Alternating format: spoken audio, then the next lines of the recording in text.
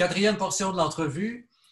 Atelier de verre des collines. Évidemment, c'est un nouvel organisme qui s'est établi à Sainte-Catherine-de-Attelée et qui, là, au moment où il prenait son envol, finalement, avec la situation actuelle du COVID-19, comme tout organisme ou entreprise est durement touché, ils ont l'avantage d'être déjà épaulés par vous, d'une certaine manière.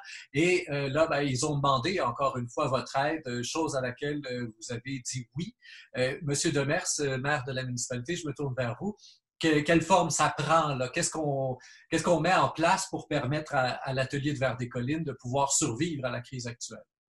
Dans le fond, leur première demande, c'était de pouvoir ouvrir quand même l'endroit pour pouvoir vendre leurs produits, étant donné que les commerces de proximité avec pignon sur rue peuvent le faire maintenant. On trouvait, il n'y a pas de problème de ce côté-là.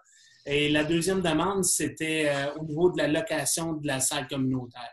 Ce qu'on leur avait dit dans le contrat initial, c'est que la première année, il n'y avait pas de frais. La deuxième année, on considérait les coûts réels et on leur en chargeait 50 %, ce qui est cette année. Là, ce qu'on fait, c'est qu'on reporte cette décision-là, où ce que les coûts, on va les absorber pour cette année, donner une chance à l'organisme de réellement pouvoir bien prendre son envol. On sent l'enthousiasme autour de ça.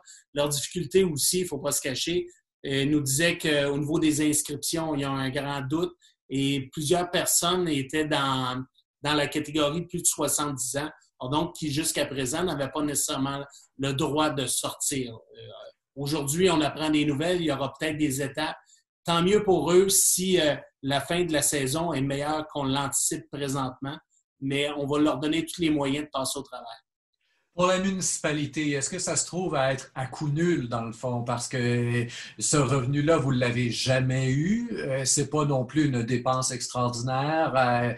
Les locaux, il fallait déjà les entretenir minimalement, j'imagine. Donc, est-ce qu'il y a vraiment une dépense là-dedans ou s'il y a juste une absence de revenus? Bien, c'est sûr qu'on essaye de tenir plus à niveau un bâtiment qui est utilisé comme celui-là, mais vous avez absolument raison. On ne parle pas de coûts importants pour la municipalité. Puis c'est justement ce base-là. On se donnait cette année pour voir qu'est-ce qui va correspondre réellement ces coûts-là rattachés à l'utilisation du bâtiment. C'est ce qu'on a mis de côté pour donner un coup de main, mais c'est pas non plus, là, on ne parle pas de montant très, très important qui a d'impact sur les finances de la municipalité.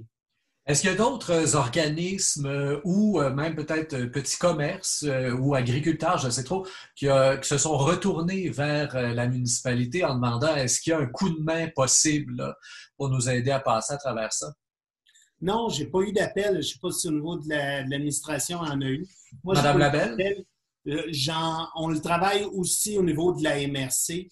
Il y a des aides possibles de ce côté-là. Bien, souvent, on parle de prêts. Puis je vous dirais qu'au niveau provincial, on travaille présentement à mettre cette demande-là auprès des gouvernements parce qu'on pense que nos services de proximité, c'est ceux qu'on a le plus besoin présentement de protéger. C'est ceux qui ont un risque d'avoir des difficultés à passer au travers, puis ça prend des années à aller les chercher, les placer dans nos villages. Bien, il ne faut pas les perdre dans ces moments-là.